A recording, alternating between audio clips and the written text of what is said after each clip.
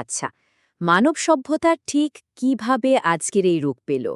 কেন আমরা একে অপরের চেয়ে এতটা আলাদা, আবার ঠিক কোন জায়গায় গিয়ে আমরা সবাই একেবারেই এক? এইসব প্রশ্নের উত্তর খোঁজার এক দারুণ রোমাঞ্চকর এবং সুশৃঙ্খল বিজ্ঞান হল নৃবিজ্ঞান বা অ্যানথ্রোপোলজি। আজকের এই বিশ্লেষণে আমরা এই অসাধারণ বিজ্ঞানটি নিয়েই জানব। আজকের আলোচনায় আমরা মূলত 4টি পয়েন্টে ফোকাস করব। শুরুতেই দেখব এর উৎপত্তি, এরপর এর প্রধান শাখাগুলো, তারপর নৃবিজ্ঞানীদের বিশেষ দৃষ্টিভঙ্গি এবং সবশেষে আধুনিক যুগে এর আসল কাজটা কি। চলুন মূল আলোচনায় ঢুকে পড়া যাক। প্রথমেই আসা যাক আমাদের প্রথম পয়েন্টে, নৃবিজ্ঞানের একেবারে গোড়ার কথা, মানে এর সূচনা ও উৎপত্তি। অ্যানথ্রোপোলজি শব্দটা শুনলে প্রথমে একটু গালভরা আর কঠিন মনে হতে পারে, কিন্তু একে ভাঙলে ব্যাপারটা একদম সোজা। এটি মূলত দুটো গ্রিক শব্দ থেকে এসেছে। অ্যানথ্রোপাস মানে মানুষ, আর লোগোস মানে হল বিজ্ঞান বা পড়াশোনা। মানে আক্ষরিক অর্থেই এটা হলো মানুষের বিজ্ঞান। আর এই বিজ্ঞান কিন্তু ছোটখাটো কোনো বিষয় না, মানে শুধু এক জায়গার বা এক সময়ের মানুষ নিয়ে এর কাজ নয়। পৃথিবীর সব জায়গার এবং সব কালের মানুষকে সামগ্রিকভাবে জানাই এর লক্ষ্য। সেই সুদূর প্রাগৈতিহাসিক গুহামানব থেকে শুরু করে আজকের যুগের মানুষের শারীরিক গঠন, সমাজ, অর্থনীতি, বিশ্বাস সবকিছুই কিন্তু এই অধ্যয়নের মূল পয়েন্ট। এবার আমরা যাব দ্বিতীয় পয়েন্টে, নৃবিজ্ঞানের প্রধান শাখাগুলো। এত বিশাল একটা কাজ তো আর এলোমেলোভাবে করা যায় না, তাই কাজ করার সুবিধার জন্য বিশেষ করে আমেরিকান ধারায় একে মূলত 4টা নির্দিষ্ট পয়েন্টে বা শাখায় ভাগ করা হয়: সাংস্কৃতিক নৃবিজ্ঞান, প্রত্নতাত্ত্বিক নৃবিজ্ঞান, ভাষাতাত্ত্বিক নৃবিজ্ঞান এবং দৈহিক নৃবিজ্ঞান। এগুলোকে মানব অস্তিত্বের ভিন্ন ভিন্ন দিক নিয়ে কাজ করার 4টা শক্তিশালী স্তম্ভ বলা যেতে পারে। এখানে একটা দারুণ চমকপ্রদ ব্যাপার আছে। এই শাখাগুলোর শ্রেণীকরণ কিন্তু পৃথিবীর সব জায়গায় একরকম নয়। যেমন আমেরিকান ধারায় আমরা 4টি স্পষ্ট শাখা দেখি, কিন্তু ব্রিটিশ ও ইউরোপীয় ধারায় সাংস্কৃতিক শব্দটির চেয়ে সামাজিক নৃবিজ্ঞান কথাটির উপর বেশি ফোকাস করা হয়।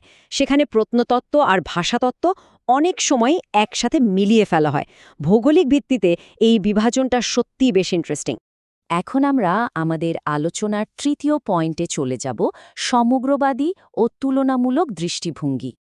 ধরুন, মানুষের জীবন বা সংস্কৃতি হল বিশাল একটা পাজল। নৃবিজ্ঞানীরা কখনোই সেই পাজলের শুধু একটা টুকরো নিয়ে পড়ে থাকেন না।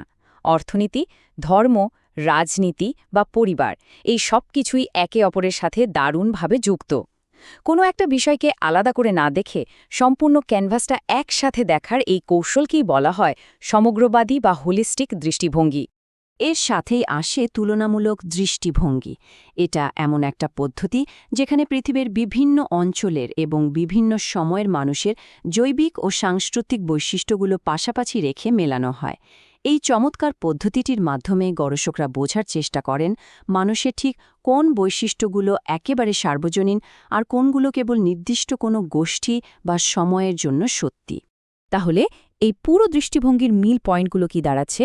খুব সংক্ষেপে বললে, সংস্কৃতির উপর ফোকাস করা, সমগ্রবাদী বা হোলিস্টিক ভিউ রাখা, সরাসরি মাঠকর্ম বা ফিল্ডওয়ার্কের মাধ্যমে ডেটা নেওয়া এবং ভিন্ন ভিন্ন সমাজের মধ্যে তুলনামূলক বিশ্লেষণ করা। এবার আসা যাক আমাদের চতুর্থ এবং একেবারে শেষ পয়েন্টে, আধুনিক প্রাসঙ্গিকতা। মানে বর্তমান যুগে নৃবিজ্ঞান আসলে কি করছে। অনেকেরই একটা ভুল ধারণা আছে যে নৃবিজ্ঞান মানেই শুধু গহীন জঙ্গলের আদিম মানুষ বা বিচ্ছিন্ন কোনো উপজাতি নিয়ে গবেষণা। আসলে কিন্তু তা একদমই নয়। বর্তমানে নৃবিজ্ঞান সমকালীন আধুনিক সমাজ ও সংস্কৃতি নিয়েও সমান তালে কাজ করে। আধুনিক প্রযুক্তি ব্যবহারকারী সমাজ, ইন্টারনেট কালচার এবং শহরের ব্যস্ত জীবনও এর অন্যতম প্রধান গবেষণার জায়গা। আলোচনা শেষ করার আগে একটা দারুণ কৌতূহল উদ্দীপক পয়েন্ট নিয়ে ভাবার সুযোগ দিই। ধরুন, যদি নৃবিজ্ঞানীরা আজ থেকে 100 বছর পর আমাদের এই বর্তমান সমাজকে নিয়ে গবেষণা করেন, তবে আমাদের আধুনিক জীবনের কোন বৈশিষ্ট্যগুলোকে তারা সার্বজনীন মানবীয় আচরণ হিসেবে ধরবেন, আর কোনগুলো শুধুই এই 21 শতকের নির্দিষ্ট স্টাইল হিসেবে রয়ে যাবে? মানুষের বিবর্তনের এই বিশাল যাত্রায় আমরা আজ ঠিক কোথায় দাঁড়িয়ে আছি, ব্যাপারটা সত্যি গভীরভাবে ভাবার মতো, তাই না? আজকের বিশ্লেষণ আমরা এখানেই শেষ করছি।